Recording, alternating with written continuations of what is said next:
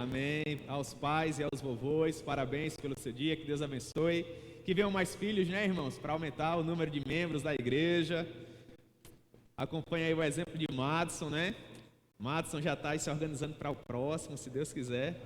Não, amém, Madison. Você já contribuiu bem, meu irmão, Deus abençoe.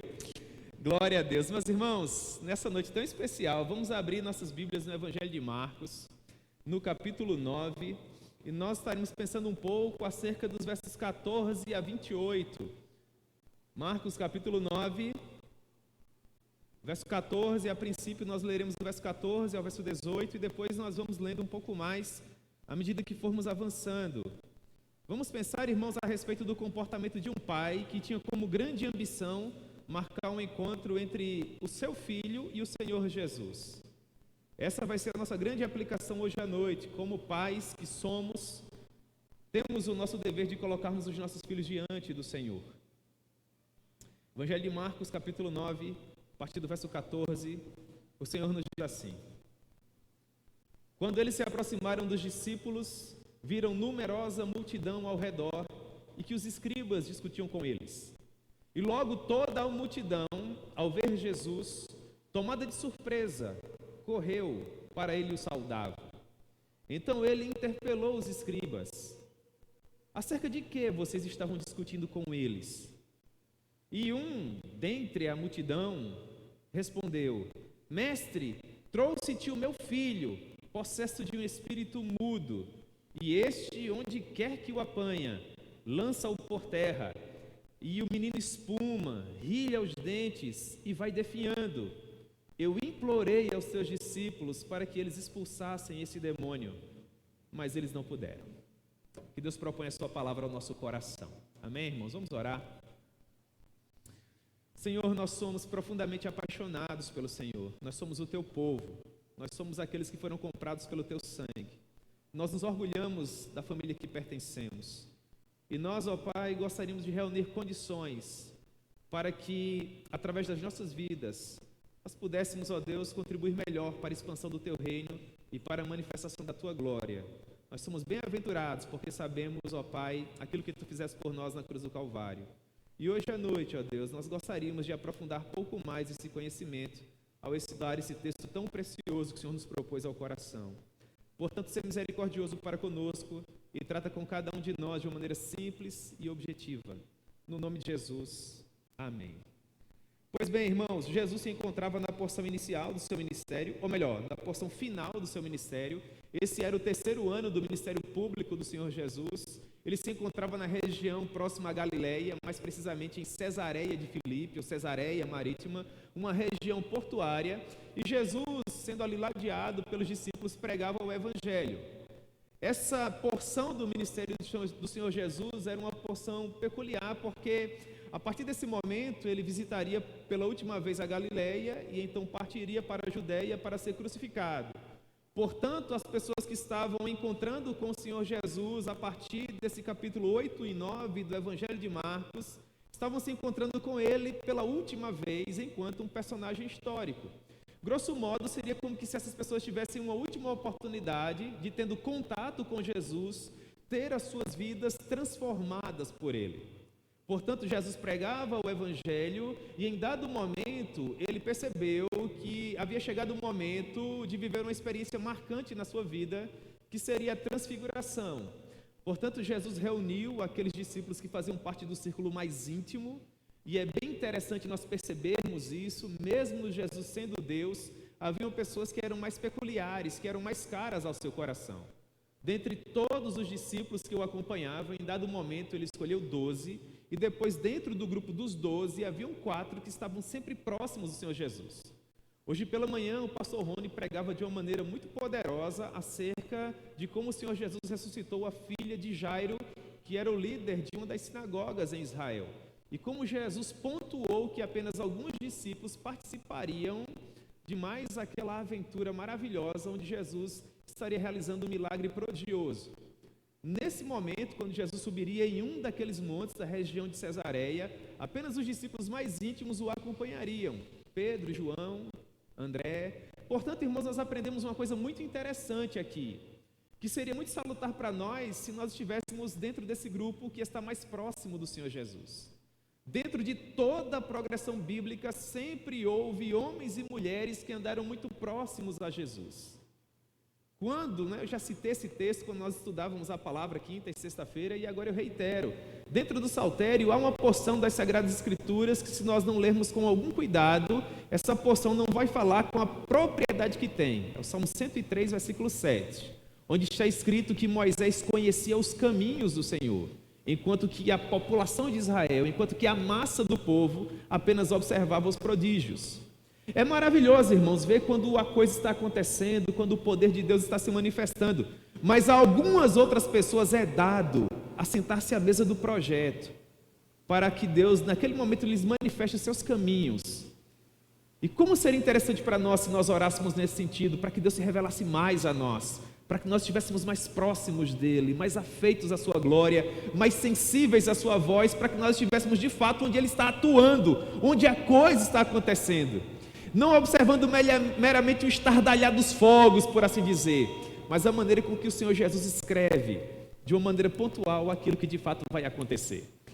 Em outras palavras, meus irmãos, não se acostumem ou não se contentem em tão somente viver das experiências dos demais. Algumas pessoas aqui, do verso 2 até o verso 13, ouviram falar que Jesus transfigurou-se, enquanto que outras viram a transfiguração. Portanto, vamos nos assentar nessa mesa para observar esse projeto. Logo, algo extraordinário acontecia. Jesus nos fazia antever o seu corpo de glória, o corpo que ele agora possui, assentado à destra do Pai, um corpo que nós teremos em semelhança, um momento maravilhoso. Até que finalmente, enquanto ele se encontrava naquela situação, nós estamos lendo a história que acontecia de maneira paralela, entre mentes, ao mesmo tempo. Marcos nos diz que, enquanto aquilo acontecia, o grupo de 9 discípulos que não tinha subido junto com Jesus, apenas Pedro, Tiago, André estavam com ele. O grupo dos 9 que haviam permanecido no sopé da montanha estava ali arrodeado de uma numerosa multidão. E enquanto a multidão concorria, alguns doutores da lei discutiam com os discípulos e desdenhavam acerca do comportamento deles. Os escribas estavam desdenhando dos 9 apóstolos que permaneceram, porque eles não reuniram poder suficiente para expulsar o demônio daquele garotinho que havia sido trazido por seu pai até os pés do Senhor Jesus. Quem sabe aquele homem, não sabendo, talvez, que aquelas seriam as viagens finais do Senhor Jesus na região da Galileia, procurou Jesus de fato como sua última esperança. Imagine se ele soubesse que de fato Jesus partiria dali para nunca mais voltar como personagem histórico. Pois bem, aquele homem via em Jesus a sua última esperança. Ele queria colocar o seu filho aos pés de Jesus, para que, tendo encontro com Jesus, aquele garoto tivesse a sua vida transformada. Contudo, quando ele chegou até onde o Senhor Jesus se encontrava, Jesus vivia a experiência da transfiguração ao lado dos seus discípulos mais íntimos, e 9 dos demais discípulos permaneciam ali, e aquele homem tinha pressa. Ele percebia que aqueles 9 homens eram homens que haviam caminhado por cerca de 3 anos com Jesus. Portanto, se supunha que aqueles homens eram homens de oração suficiente, de consagração suficiente, que tinham conhecimento devido para lhes declarar o reino e para lhes expandir a glória de Deus, de modo que aquelas vidas fossem transformadas, apesar da ausência de Jesus. Em último caso, irmãos, é isso que se espera de nós, porque nós somos o povo do Senhor, nós somos o povo do livro. Nós somos missionários em potencial, e as pessoas que se relacionam conosco e que sabem que nós somos o povo da cruz ensanguentada esperam um comportamento de nós. E como é frustrante, irmãos, quando as pessoas vêm cheias de expectativa e nós não respondemos à altura.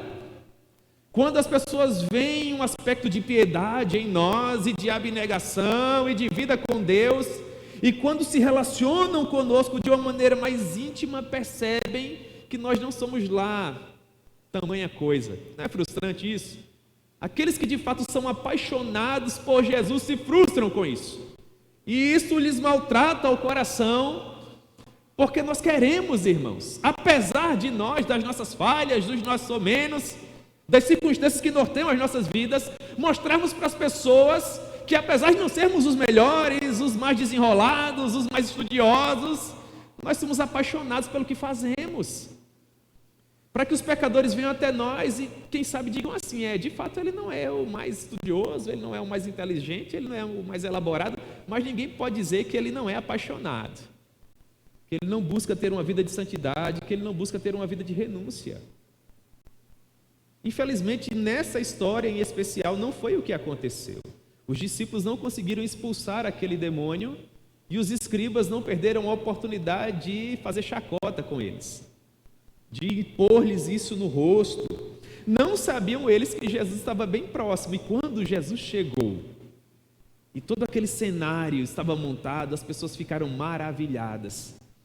Alguns doutrinadores acham que ia acontecer com Jesus algo daquilo que acontecia com Moisés, quando Moisés, ante a glória do Senhor, tinha o rosto resplandecente e depois aquela glória ia esvanecendo. Eu acredito que não, porque como Jesus é Deus, essa glória nunca haveria de desvanecer, ela haveria de aumentar e brilharia muito mais que o sol. Lembra do encontro do apóstolo Paulo com o Senhor Jesus a caminho de Damasco? Ele brilhava mais que o sol.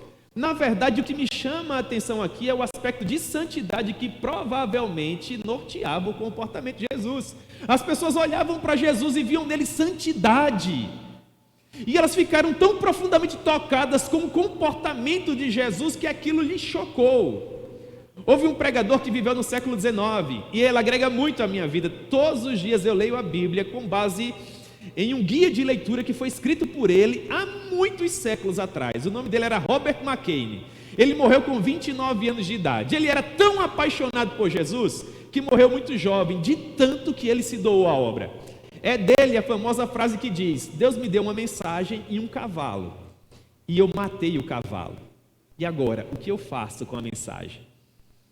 Ele sabia que era natural que uma espada bem afiada consumisse a sua bainha. Que fenomenal isso! Ele era um pregador poderoso. Os comentaristas da sua época diziam que quando ele saía do gabinete dele em direção ao púlpito para pregar o evangelho, a sua igreja já começava a chorar, porque tinham certeza que aquele jovem pastor estava saindo da presença de Deus para a presença deles. E quando as pessoas lhe indagavam qual era a sua maior contribuição para aquele rebanho, ele dizia: não é a minha oratória, não é a minha teologia, não é a maneira com que eu exponho publicamente as Escrituras. A minha maior contribuição para o meu rebanho é a minha própria santidade. Se um homem de carne e osso, sujeito às mesmas paixões que nós, impactava o seu público dessa maneira, o que se dirá de Emanuel, irmãos? Descendo do monte da transfiguração, deve ter sido algo emblemático. Vocês conseguem gastar 2 ou 3 segundos das mentes prodigiosas de vocês imaginando Jesus voltando daquele evento espetacular? Pois bem, e Jesus não perdeu tempo. Ele olhou nos olhos dos doutores da lei e perguntou: vocês estavam discutindo acerca de quê? E eles não reuniram condições de responder. Como? Nós estávamos aqui sorrindo porque eles não reúnem poder suficiente para fazer o que devem fazer. Porque eles não tiveram coragem de falar dessa maneira, porque Jesus provavelmente responderia: e quanto a mim, que dizeis vós? Isso é fenomenal, irmãos. Isso é maravilhoso. E eles ficaram impactados. Mas uma pessoa em especial que se encontrava naquela multidão não deu espaço para que os doutores da lei especulassem em teologia. Ele tinha uma necessidade urgente, premente. E ele disse assim no verso 17: Mestre, trouxe-te o meu filho, possesso de um espírito mudo, e este, onde quer que o apanha, lança-o por terra, e o rapaz espuma, rilha os dentes e vai definhando. Eu implorei aos teus discípulos para que eles o expulsassem, mas eles não puderam. Que frustrante, irmãos. Que frustrante. O Evangelho de Marcos é escrito para pessoas desesperadas. O Evangelho de Marcos é escrito para pessoas que pensavam em desistir, para pessoas que achavam que não suportariam mais, que aquele seria provavelmente o seu último dia. É por isso que quando você vai estudar Marcos, Marcos não vai se preocupar com genealogias, Marcos não vai se preocupar com histórias contextuais. Marcos já começa demonstrando Jesus, que é um poderoso operador de milagres. Um Jesus que sabe aquilo que nós enfrentamos, quais são as nossas necessidades, quais são as nossas demandas. Marcos procura apresentar um Jesus que tem poder para até dos mortos trazer vida. É um evangelho que traz paz, é um evangelho que traz consolo. E essa mensagem é uma das mensagens que mais fala ao meu coração. Esse homem sofria de uma maneira que nós não temos condições de propor em palavras. Porque esse demônio em especial era terrível, se bem que todos o são. Mas havia uma ambição maliciosa por trás do comportamento dele. Porque desde quando esse garoto vivia em tenra idade, o demônio fazia questão de lhe atirar em fogueiras. E quando o garoto estava perto de lagos, ou de mares, ou de cisternas, ou de um local onde havia água suficiente, o demônio o atirava de uma maneira peculiar ali. Portanto, era de fato a personificação do próprio Satanás.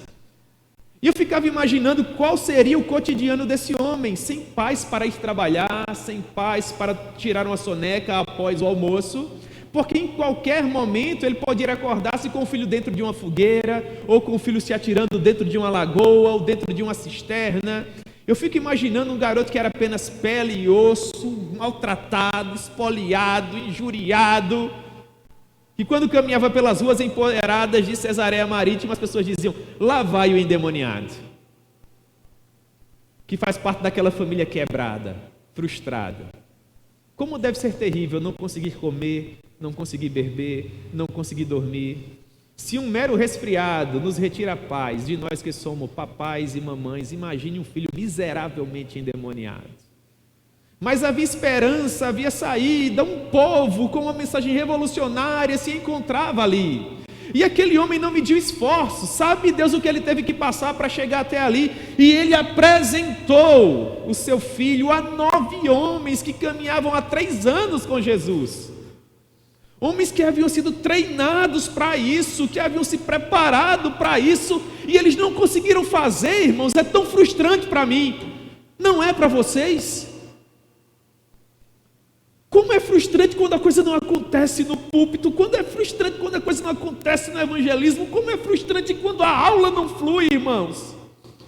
Como nós deveríamos clamar a Deus por uma maior piedade, por uma maior devoção, para que Deus pudesse nos dar mais dele, para que nós pudéssemos dizer: não é por causa do meu nome, Senhor, não é por causa do meu legado, não é por causa da minha denominação, é por causa dessa frustração, Senhor. Já que eu estou aqui para ser a tua voz, me dá a tua voz. Já que eu estou aqui para ser o teu povo, me permite ser o teu povo. Já que eu estou aqui para ser um canal, meu Deus, que o teu poder flua a partir de mim. Me ofereça as ferramentas que eu preciso para implementar na terra os valores do teu reino. Faça acontecer, Senhor. Como nós precisamos de mais orações que tenham essa ambição, irmãos. Porque essa era a santa ambição de Jesus. Ele dizia: a minha comida consiste em fazer a vontade do meu Pai. Eu vim para realizar a obra que Ele me confiou, e Ele vivia para isso. E há muitas pessoas, irmãos, que vivem para isso, e nós precisamos viver da mesma maneira.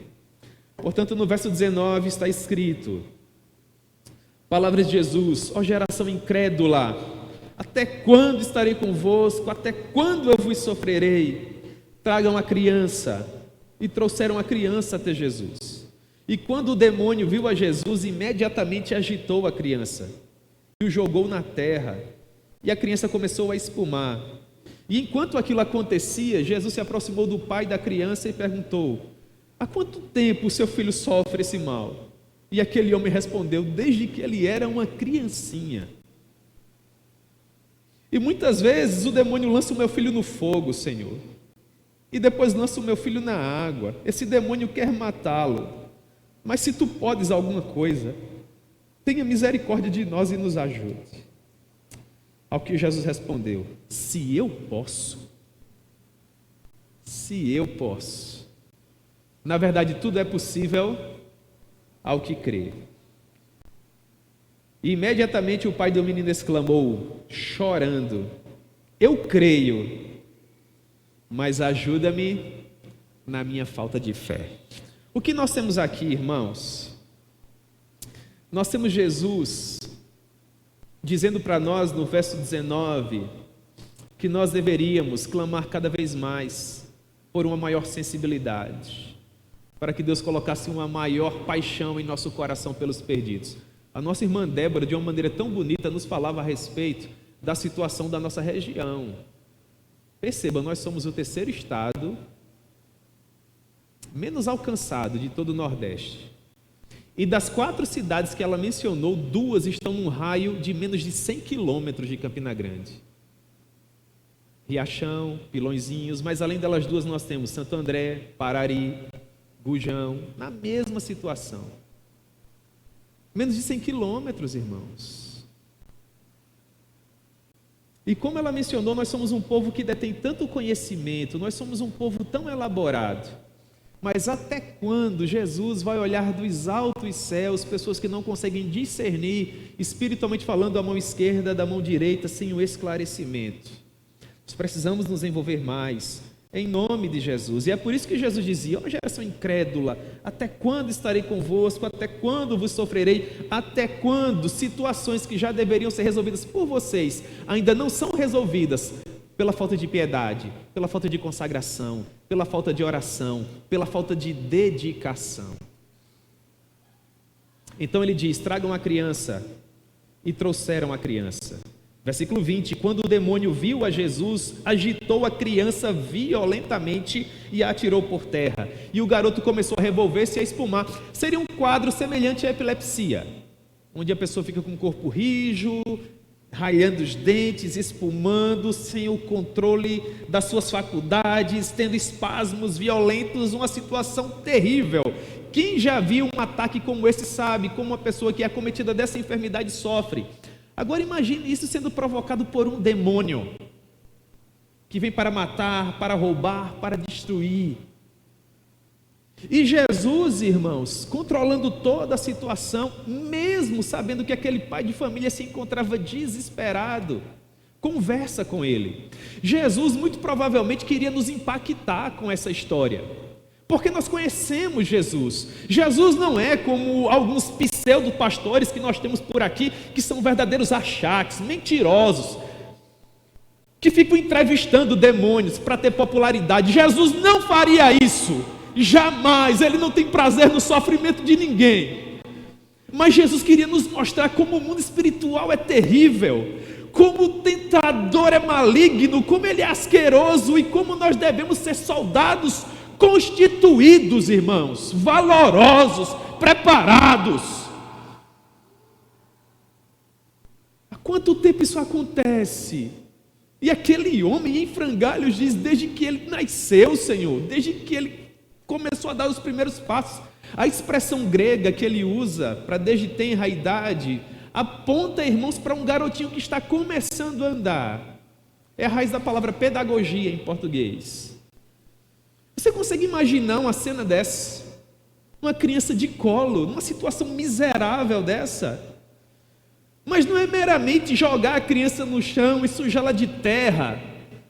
É toda a maldade que há por trás. Como um ser tem coragem de jogar uma criança no fogo e depois jogá-la na água, para o desespero de uma família, para a comoção de pessoas, irmãos, que viviam numa época em que ainda não havia a expressão: eu lhe repreendo em nome de Jesus. Mas esse homem ouviu falar nesse nome, que aquele filho de carpinteiro peregrinava pelas regiões empoeiradas da Galileia, e ele foi até lá. Como parte o coração quando alguém busca Jesus em nós e não o encontra?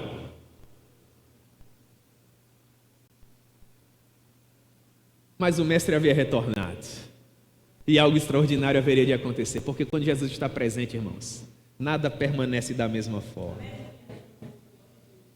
Muitas vezes ele o lança no fogo, Senhor, e na água para o matar. Você consegue imaginar quantas cicatrizes? O semblante dessa criança, a maneira como ela se comportava naquela terra, revolvendo-se na poeira, a maneira como o coração daquele pai batia. E ele ainda reunia condições para dizer: se tu tem misericórdia de nós, já que ninguém mais pode nos ajudar, ajuda-nos, Senhor. Ao que Jesus respondeu: claro que eu tenho poder para ajudar, mas você reúne condições de crer. Por que Jesus conversava com aquele homem nesse sentido? Porque o milagre nunca é um fim em si mesmo. Se Jesus tivesse meramente expulsado aquele demônio, tudo que Jesus teria feito por aquela criança era reuni-lo à sua família e depois liberá-lo para que alguns anos depois ele caminhasse a passos largos em direção ao inferno. Um cego que volta a ver só consegue enxergar até o inferno, irmãos. Um deficiente que volta a andar só consegue caminhar com as próprias pernas até a perdição infernal. Nós não podemos ficar na mera apresentação do sobrenatural. O Espírito Santo é capaz de resolver essas demandas, expulsar demônios, dar vista aos cegos, curar coxos, deficientes físicos. Mas a sublime e principal missão do Espírito Santo é apresentar a pessoa do Filho, para que os pecadores se rendam ao senhorio do Senhor Jesus. Lembre do Pentecostes no capítulo 2. Tochas de fogo sobre a cabeça dos discípulos, barulho semelhante a de um vento impetuoso, pessoas falando línguas que elas nunca haviam estudado. São milagres extraordinários, sim ou não? Mas a multidão olhava para tudo aquilo e dizia: esse povo está cheio de cachaça. Porque o milagre nunca é um fim em si mesmo. Pedro se levantou e apresentou o Evangelho. E aí sim, irmãos, o nome do Senhor de fato foi plenamente glorificado. Você crê que eu não apenas tenho condições de curar o teu filho, mas que eu sou o Filho de Deus que pode te colocar no céu? Essa é a pergunta que está por trás. E aquele homem já se encontrava tão frustrado, que ele respondeu, irmãos, de uma maneira tão magnífica, que isso falou meu coração desde a primeira vez que eu li. Ele disse assim: eu creio, mas se houver qualquer coisa em mim que prejudique esse milagre, se houver qualquer partícula de dúvida, se houver qualquer tipo de pecado que não te habilite, Senhor, a libertar o teu filho, não coloca isso na conta dele, não. Os melhores pregadores, irmãos, do Evangelho, quando vão subir no púlpito, oram dessa maneira: Senhor, se houver qualquer coisa em mim que impeça o teu povo de ser abençoado, cobre de mim, Senhor. Não cobre deles. Se houver qualquer falha na maneira com que eu me preparei para essa mensagem, cobre de mim, Senhor. Mas apresente o Evangelho a eles. Se houver qualquer falha no meu caráter, Senhor, que impeça o Senhor de se manifestar com poder e glória hoje à noite por meio dessa pregação, ensina-me a mim, Senhor, mas abençoa-lhes agora. É a oração desse homem. Se houver qualquer coisa em mim que te impeça de ajudar esse garoto, Senhor, tenha misericórdia e me ajude, me ensine. A Bíblia diz que é um coração contrito e quebrantado, o Senhor jamais desprezará. Não é sensacional isso? Que coisa maravilhosa. Verso 25, vamos lá. Vendo Jesus que a multidão concorria, repreendeu o espírito imundo, dizendo-lhe: espírito mudo e surdo, eu te ordeno, saia desse jovem e nunca mais torne a ele. E ele, clamando e agitando muito a criança, o deixou, como que se a criança estivesse morta, a ponto de todo mundo dizer assim: morreu. Mas Jesus segurou a criança pela mão e o levantou. E ele se levantou. Quando entrou em casa, os seus discípulos lhe perguntaram em particular: por que nós não podemos expulsar aquele demônio? Ao que Jesus respondeu: porque aquele demônio jamais será expulso, senão por meio de jejum e oração. Pois bem, vendo Jesus que a multidão concorria, vendo que o cenário estava montado, e agora ele tem poder ou não tem? Aqueles ali não, esse aqui, que será? O que é que vocês acham, irmãos? Jesus tem poder? Não há nenhum coração tão duro que ele não possa quebrar. Não há nenhum poço tão profundo que ele não possa alcançar. Não há nenhuma família tão quebrada que Jesus não possa reconstruir. Não há nenhuma vida tão frustrada que Jesus não possa consertar. Enquanto o garoto se revolvia na poeira, Jesus disse: eis que eu te ordeno, espírito mudo e surdo. Agora você vai ouvir. Saia desse rapaz e nunca mais torne a ele. E o demônio clamou e agitou profundamente aquela criança. E quando finalmente o abandonou, a criança estava como que morta. Agora vocês conseguem gastar 2 ou 3 segundos das vidas preciosas de vocês para imaginar o coração daquele pai vendo o filho daquela maneira, espoliado, com as suas roupinhas gastas, sujas, deitado no chão, inerte, sem vida, abandonado. Até que finalmente Emanuel o toma pela mão e o ergue, e o garoto se levanta. É exatamente isso que Jesus faz por todos nós, irmãos. Por mais bem educados que sejam os nossos filhos, por mais que eles frequentem as melhores escolas, falem inglês, tenham um currículo elaborado, se eles não são apresentados a Jesus para que Jesus os levante, eles não são melhores que esse garotinho aqui. Meus irmãos, eu não tenho nada contra o estudo, eu não tenho nada contra a boa educação. Mas na proporção em que nós gastamos verdadeiras fortunas para tornar os nossos filhos bons cidadãos do mundo, nós deveríamos ter a mesma ambição para tornar os nossos filhos cidadãos dos céus. Existem papais e mamães que dão tudo o que têm para que os seus filhos saibam qual é o tema do próximo Enem. Não está errado. O problema é que eles não fazem a mesma coisa para que os seus filhos tenham certeza absoluta de quem é Jesus. Devia ser um motivo de maior orgulho, irmãos, para as nossas famílias evangélicas, quando os nossos filhinhos completassem 15, 16 anos e eles chegassem para nós falando que sentiam no coração o desejo de serem um ministro do Evangelho. Será que você não se orgulharia de ver o seu filho no púlpito, meu irmão? Será que você não se orgulharia de ver o seu filho pregando à noite lá na Consciência Cristã? Você tem ideia do que isso significa? A nossa maior ambição, irmãos, deveria tornar os nossos filhos apaixonados por Jesus.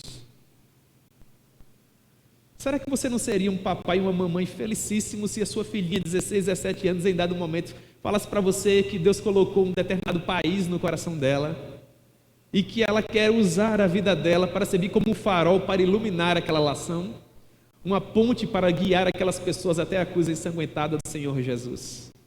Infelizmente, irmãos, nós estamos dentro de uma geração que não se emociona mais com isso. Porque quando nós estamos reunidos, tomando o almoço em nossos domingos, nós falamos nas entrelinhas do nosso discurso que missionário é aquela pessoa que deixa uma grande cidade e vai passar fome lá no fim do mundo. E quando os nossos filhos crescem, eles não querem isso para a vida deles, irmãos. Nas entrelinhas dos nossos discursos, às vezes, nós ensinamos para os nossos filhos que a palavra pastor é a terceira palavra mais ridicularizada do Brasil. Só perde para polícia e para prostituta. Já imaginou? E o cenário, irmãos, é esse que vocês estão vendo aí. Na última quinta e sexta-feira nós tivemos um momento tão prazeroso aqui, né? Tantos irmãos queridos estudando teologia. Foi um tempo assim de Deus nas nossas vidas. Mas se um dia vocês tiverem a curiosidade de frequentar um seminário de teologia, vocês vão encontrar salas para 30, 40 jovens, com 6 ou 7 alunos. É com o coração partido, irmãos, que um dos seminários mais tradicionais aqui da cidade está fechando as portas por falta de aluno. Deus tem me dado a benesse de ajudar em seminários de teologia, vai completar 20 anos. Eu não gostaria nem de dizer o tempo, vocês não têm ideia da minha idade, mas é isso mesmo. 20 anos, irmãos, eu conto nos dedos os pastores que eu formei. Eu choro por isso, irmãos, eu fico angustiado com isso. Porque muito provavelmente o problema está em mim. Porque os nossos jovens olham para pessoas como eu e não sentem o desejo de ser tal qual eu sou. Os nossos filhos estão crescendo, irmãos, estão sonhando em se tornar igual o Neymar. Eu não tenho nada contra o Neymar, irmãos. O Neymar é muito bom naquilo que ele faz e é por isso que quase todos os nossos jovens querem ser como ele. Talvez o problema esteja em mim, que não sou tão bom naquilo que eu faço e os nossos jovens não querem mais ser como eu sou. Vocês conseguem ver isso? Esse é um problema endêmico da igreja. E nesse Dia dos Pais, irmãos, eu gostaria de implorar algo a vocês. Procurem levar Jesus aos filhos de vocês. Procurem encontrar indícios da graça, desde a adolescência, na vida dos filhos de vocês. Procurem encontrar, irmãos, aqueles sinais que seguirão aos que creem. Essa é a nossa mais sublime missão. Tudo mais será acessório, irmãos, se comparado a isso. Ainda hoje eu brincava lá com o Davi no campinho de futebol, para onde a gente vai, diz que a gente vai explorar. E eu dizia, irmãos, para Deus em oração, e eu estou abrindo meu coração com vocês aqui agora. Eu falava para Deus, eu dizia, Senhor, eu não quero ser o pastor mais conhecido do mundo se eu perder o meu filho para ter isso. Eu não quero, Deus, se encontrar na glória com tantas pessoas preciosas que por meio da tua graça o Senhor me ajudou a salvar. Se lá na glória eu não estiver com Raíssa, com Yasmin, com Davi, eu prefiro salvar só eles três. Então organiza a minha vida, Senhor. Organiza as minhas ambições, organiza as minhas prioridades. Dá-me uma maior sensibilidade, irmãos. Eu já tenho 40 anos. Eu não quero perder tempo, irmãos. Deus tem me inquietado há tanto tempo com isso.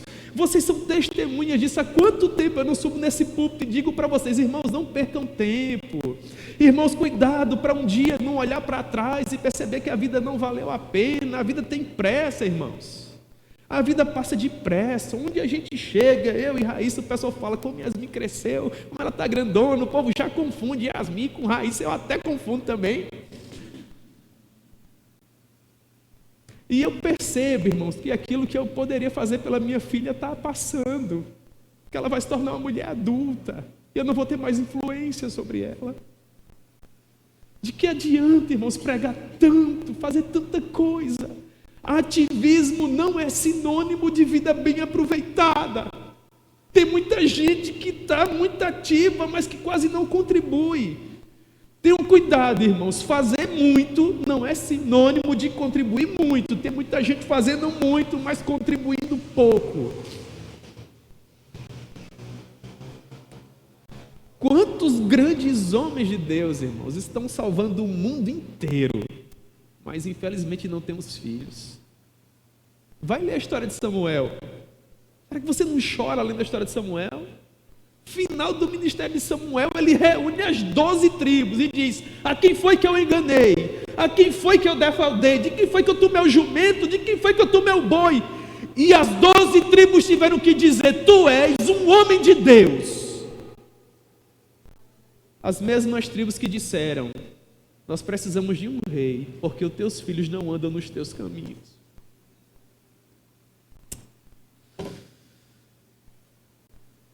Que Deus tenha misericórdia de nós, irmãos. Ontem foi o culto dos jovens aqui, irmãos. Traga o seu filho para o culto dos jovens, ajuda a irmã Elane, ore pelos jovens. Não é o ministério de Elane, não, é o nosso ministério, irmãos. Tem uma vida intencional, missional, vá ver culto dos jovens, coloque lá na agenda, a prioridade é o reino. Traga o seu filho para a escola dominical, meu irmão. Ore com o seu filho, mostre para o seu filho que você está orando. Você está lendo a Bíblia, meu irmão. Coloca o teu filho no caminho que ele deve andar. E até quando ele for adulto, ele não vai se desviar dele.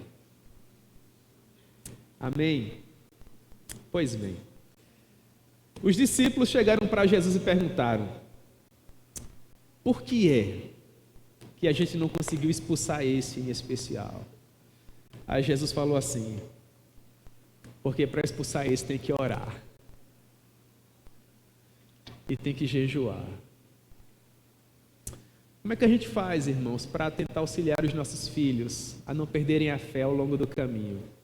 Para missões mais especiais assim, irmãos, mais do que nunca, nós precisamos orar e nos consagrar. E olhar para a nossa agenda e pedir a Deus sabedoria para nós ganharmos a nossa casa, depois ganharmos o mundo inteiro. Eu quero acreditar, irmãos, que Deus tem sido misericordioso com a minha casa. Eu tenho visto indícios de graça na minha família. E eu sinto paz, irmãos, para continuar pelo mundo. Orem para que Deus me permita essa benesse até o final da minha jornada. E eu vou orar por vocês também. Amém.